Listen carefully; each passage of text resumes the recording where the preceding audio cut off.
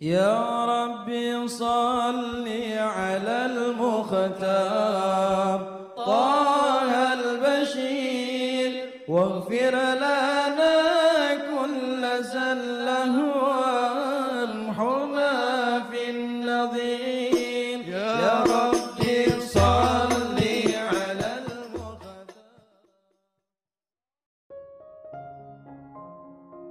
Bismillahirrahmanirrahim. Alhamdulillahirabbil alamin. Allahumma shalli wa sallim ala sayyidina Muhammadin wa ala ali sayyidina Muhammadin miftahi babi rahmatillah adada ma fi ilmillah salatan wa salaman daimaini bidawami mulkillah. Allahumma shalli ala sayyidina Muhammadin salatan tunawiru biha qalbi wa taqdili biha hajati fid dunya wal akhirah wa ala alihi wa sahbihi wa sallim. Assalamualaikum warahmatullahi wabarakatuh. Sahabat online yang dirahmati Allah, alhamdulillah kita bisa berjumpa kembali. Mudah-mudahan kita senantiasa mendapatkan taufik dan hidayah dari Allah Subhanahu wa ta'ala. Pada pertemuan kita kali ini, mari kita mengaji bareng Habibana Novel bin Muhammad Al-Idrus tentang kekuatan ruh. Manusia dikatakan manusia ketika dia masuk ruh ke dalam tubuhnya, maka dia disebut manusia. Ketika ruh itu belum masuk ke dalam jasadnya, maka dia dikatakan embrio, calon janin ya, calon janin. Nanti kalau udah masuk ruh, baru dikatakan janin. Kalau ruhnya itu keluar dari jasadnya, terpisah total, maka ruhnya tetap ruh, jasadnya berubah nama. Bukan lagi jadi manusia, kita menyebutnya janazah, mayat. Ya, mayat manusia, tapi kita menyebutnya mayat, bukan manusia. Nah, itulah definisi hidup di dalam Islam. Jadi orang yang hidup adalah orang yang ada rohnya, ada jasadnya. Kalau cuman roh namanya roh, ya. Kalau cuman jasad ya namanya jasad.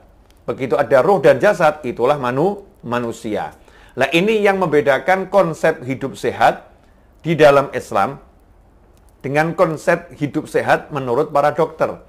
Sehingga ketika kita baca kisahnya kaum solihin, cara hidupnya itu mungkin nggak sesuai dengan cara hidupnya dokter. Contoh misalnya ya, Imam Malik rahimahullah. Kalau kita baca biografi Imam Malik rahimahullah itu beliau ke toilet 14 hari sekali. Padahal kalau ada orang tidak ke toilet selama 3 hari kan jadi masalah ya. Menurut kedokteran kan jadi masalah. Imam Malik 14 hari sekali. Nah, kenapa 14 hari sekali? Karena memang tidak ada yang dikonsumsi beliau kecuali seteguk air dan secuil korma. Itu pun di waktu sahur ya, dan di waktu berbuka dipisah. Minum airnya di waktu berbuka, makan kormanya yang secuil itu di waktu sahur. Cara hidupnya seperti itu, nggak makan yang lain. Ini kalau dilihat dari konsep kedokteran melanggar nih prinsip-prinsip kesehatan yang diajarkan oleh para dokter. Tetapi dalam konsep beragama sebagai seorang muslim, kita punya Nabi Muhammad SAW yang mengajarkan cukup yakfi. Ini sabda Nabi, nggak mungkin salah SAW. Ini harus kita pegang ya. Tapi tanpa kita harus menyalahkan siapapun. Kita berpegang pada ajaran Nabi Muhammad SAW, tanpa kita harus menyalahkan siapapun. Menurut Rasul saya seperti ini yang saya imani, ini yang saya percayain. Orang lain terserah. Ya, orang lain terserah. Itulah kita diajarkan tidak menyalahkan siapapun, tapi kita pegang ajaran kita yang benar. Cukup buat anak cucu Adam, luqaimatun, yuqimna biha sulbah, atau kama qala SAW. Luqaimat. Luqmah itu satu suap. Kalau luqaimat, suapan-suapan kecil, ya beberapa suapan kecil. Jadi cukup buat anak cucu Adam beberapa suap kecil untuk menegakkan tulang punggungnya. Sumber saraf ini semua kan ada di tulang punggung. Artinya untuk hidup ya cukup beberapa suap kecil. Kalau ternyata memang kita bukan golongan yang super hebat tadi menjaga makan, golongan awam, Rasul mengajarkan SAW, makan itu sepertiga untuk makan, sepertiga untuk minum, sepertiga untuk nafas, dengan aturan makan saat lapar, berhenti sebelum kenyang. Ya, makan saat lapar, berhenti sebelum kenyang. Sementara yang terjadi sekarang, kita diajari sarapan pagi, makan siang, makan malam. Ada sarapan, makan siang, makan malam. Konsepnya Islam nggak kenal sarapan, nggak kenal makan siang, nggak kenal makan malam. Konsepnya Islam, kalau kamu lapar, makan. Berhentilah sebelum kenyang dan makannya sedikit. Ya, dan makannya sedikit. Nah, itu dipraktekkan oleh para ulama. Makanya kita ketika baca biografi Imam Nawawi, rahimahullah, kita kaget. Imam Nawawi makannya cuma ketika berbuka dan cuma sedikit. Bahkan dikatakan makanan pokok beliau roti gandum, kemudian lauknya itu cuka. Roti gandum yang sedikit dimakan, lauknya cuka. Minumnya seteguk air, selesai. Badannya sehat. Imam Nawawi itu sehat ya. Beliau bukan wafat karena kemudian punya penyakit, enggak. Beliau sehat. Imam Malik sehat. Kalau kita lihat para ulama, ya seperti itu. Makannya sedikit, badannya sehat. Saya ketemu beberapa orang soleh yang makannya sangat sedikit, ya, tapi daki gunung. Kuat. Ya, sholat puluhan rakaat, kuat. Nah, mohon maaf, untuk orang yang nggak percaya pada agamanya Allah Ta'ala, maka mereka nggak percaya tentang keberadaan ruh. Ruh itu nggak dipercaya. Makanya dikatakan mati ketika jantung berhenti. Kalau jantung berhenti, mati, selesai. Kalau Islam, ruh keluar dari tubuh, maka itu namanya meninggal dunia. Kalau rohnya masih ada dalam tubuh, walaupun jantungnya berhenti, ya belum mati. Makanya ada orang mati suri ya. Jantungnya udah berhenti, tapi tiba-tiba kok hidup lagi. Dia bukan hidup lagi, emang belum mati. Ya belum mati dia. Rohnya masih ada di dalam tubuh. Rohnya belum keluar. Jantungnya memang berhenti. Nah, ikhwani rahimakumullah, perbedaan ini menyebabkan konsep hidupnya jadi berbeda. Makanya dikatakan kalau mau kuat, taat. Kamu taat sama Allah Ta'ala, kamu akan kuat. Kalau kamu nggak taat, kamu nggak akan kuat. Kamu lemah. Kenapa? Karena taat menyebabkan ruh menjadi perkasa. Ruhnya jadi besar ya, ruhnya menjadi hebat. Begitu ruhnya segar, ruhnya hebat, ruhnya kuat, maka fisik ini dibawa sama ruh. Saya ambil contoh, ya insya Allah ini contoh ini bisa membuka pikiran kita lebih luas lagi insya Allah. Enak mana? Dibawa pesawat atau membawa pesawat? Enak mana? Enak kita dibawa oleh pesawat atau kita yang bawa pesawat? Kita tarik pesawatnya, kita dorong pesawatnya. Enak mana? Jawabannya adalah ya enak duduk di bawah pesawat.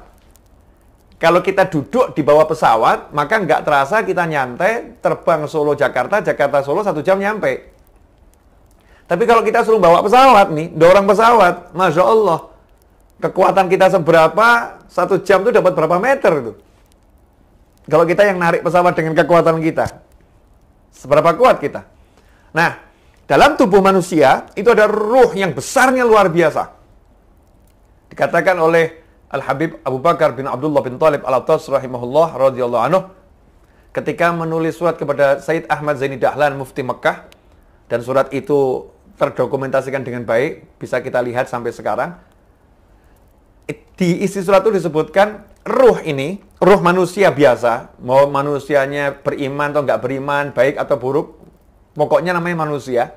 Ruhnya kalau dikeluarkan dari jasad, ruh itu dikeluarkan dari jasad lewat ubun-ubun. Dimasukkan lewat ubun-ubun, dikeluarkan lewat ubun-ubun. Makanya kalau ada orang meninggal dunia, matanya melihat ke atas. Mau lihat ruhnya. Ya, matanya naik ke atas tuh mau lihat ruhnya. Ruh ditarik dari ubun-ubun, dikeluarkan. Kalau ruh ini dikeluarkan dari jasad, diletakkan di alam syahadah, alam nyata ini, alam kita ini, alam nyata yang kelihatan semua ini, maka seluruh alam nyata itu tidak akan mampu menampung besarnya satu ruh. Bayangkan tuh, galaksi Bima Sakti, galaksi-galaksi, semua galaksi itu nampung satu ruh nggak muat. Ruh itu besarnya luar biasa. Makanya nggak ada judulnya ruh gentayangan di alam nyata, itu nggak ada. Yang ada ruh ya di alam barzakh. Ya, ruh di alam barzah. Yang gentayangan di alam nyata ini kan jin itu. Bukan ruh. Kalau ruhnya orang soleh hadir di majelis, ruh beliau-beliau ada di alam barzah, dimensinya itu. Ya, dimensinya nyampe ke majelis. Seperti sekarang, antum ada di ruangan saya. Tapi di dimensi yang berbeda. Dimensi dunia maya. Susah kalau dijelaskan tuh, ilmu alam malakut ya. Rahasia alam malakut. Tapi yang jelas, bukan di alam nyata. Di alam yang kasat matanya bukan alam ini, tapi alam barzah, itu tempatnya roh. Jadi roh itu nggak pernah bisa tinggal di alam dunia yang nyata ini, kecuali dimasukkan secara khusus oleh Allah Ta'ala lewat tangan-tangan malaikat-malaikat khusus. Bahkan dikatakan malaikatnya ini adalah malaikat Israil alaihissalam. Makanya nanti yang nyabut nyawa juga malaikat Israil alaihissalam. Ada malaikat khusus ya, dengan teknik khusus. Maka dikatakan ditiupkan, ya, roh itu ditiupkan ke dalam tubuh atau jasad yang kecil tadi. Nah, roh yang segede itu di dalam ini seringkali dilemahkan oleh manusia itu sendiri. Rohnya yang kuat dilemahkan. Dilemahkan bagaimana? Kalau manusia nggak ngasih makanan roh, rohnya jadi lemah. Nah, makanan roh itu zikir, makanan roh itu sholawat, makanan roh itu qiraatul Quran, makanan roh itu istighfar, makan roh itu taat pada Allah Ta'ala. Melemahkan roh, kalau roh itu diajak bermaksiat, rohnya jadi lemah. Rohnya jadi lemah. Banyak makan, itu menguatkan jasad, tapi melemahkan roh. Makan yang banyak, itu melemahkan roh, menguatkan fisiknya. Nah, kita sibuk menguatkan fisik, yang akibatnya melemahkan roh. Nggak seimbang. Ya. Hasilnya apa? Kita bukan hidup dibawa oleh ruh, tapi kita hidup maksa ruh ikut sama kita. Makanya capek. Ruhnya diajak sholat, berat. Ruhnya diajak qiraatul Quran, berat. Dengar kisahnya orang soleh terdahulu, seperti Sayyidina Imam Husain, ya, cucu Nabi SAW, Ali Zainal Abidin radhiyallahu anhu. Sayyidina Ali Zainal Abidin radhiyallahu anhu itu sholat sunnah 1 hari 1000 rakaat. Sayyidah Rabi'ah Adawiyah 1 hari sholat sunnah 1000 rakaat. Habib Abdurrahman bin Muhammad Asgaf 1 hari khatam Al-Quran 8 kali. Habib Abdullah Haddad radhiyallahu anhu waktu kecil taman kanak-kanak setiap hari sholat sunnahnya itu 100 sampai 300 rakaat. Belum lagi touring dari satu masjid ke masjid yang lain hanya untuk sholat sunnah 2 rakaat tahiyatul masjid. Sementara jumlah masjid di kotanya ada 365, sebanyak jumlah hari dalam setahun. Berapa banyak itu? Ada satu lagi seorang ulama, satu habib yang khatam Al-Quran 1 hari 6 kali di siang hari, 6 kali di malam hari. Kekuatan fisiknya itu seperti apa?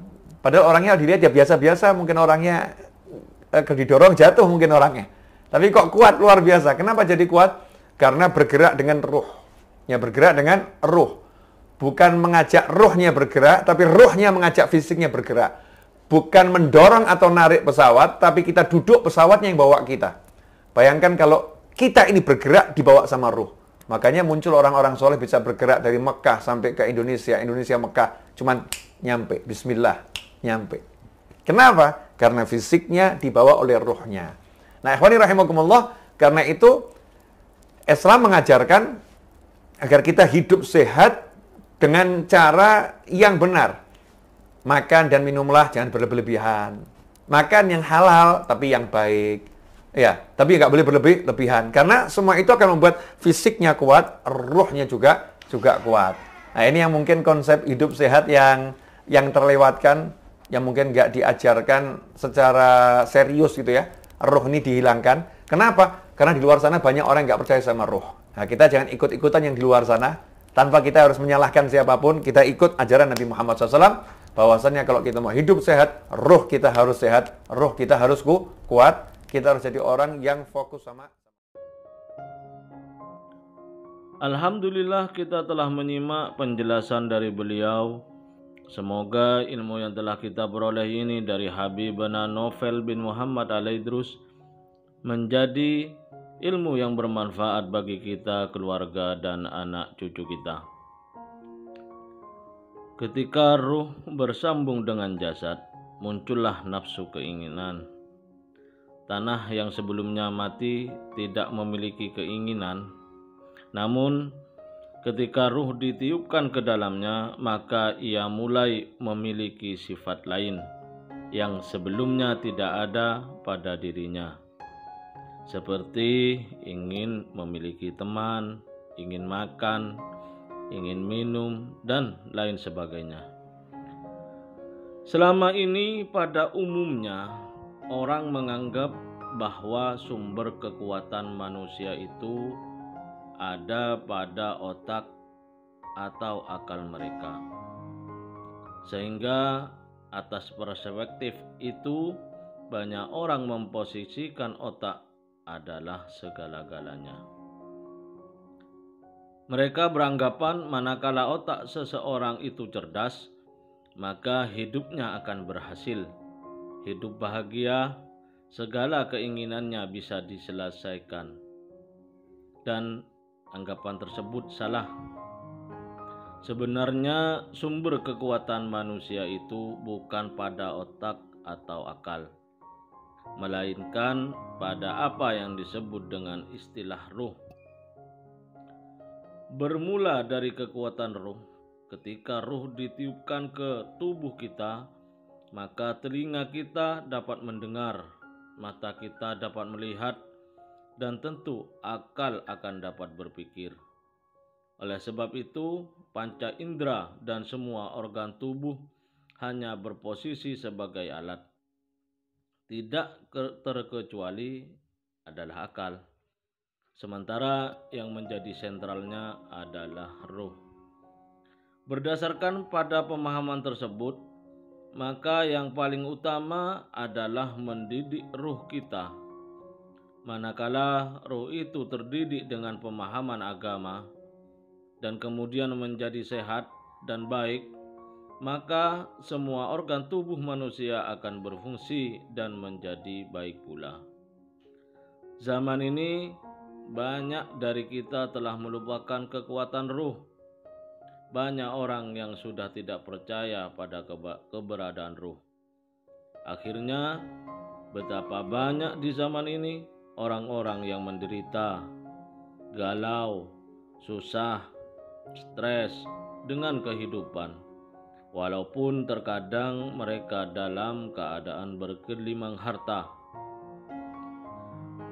Penyebabnya tak lain karena mereka telah lalai terhadap ruh mereka, lalai dalam merawat ruh mereka. Ruh itu seperti tubuh, ruh juga butuh nutrisi.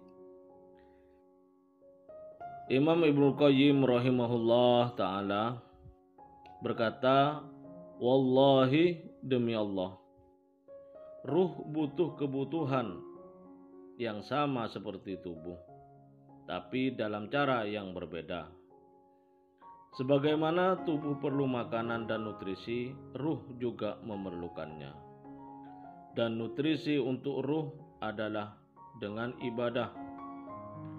Ruh juga bisa jadi kotor, dan cara membersihkannya adalah dengan berzikir.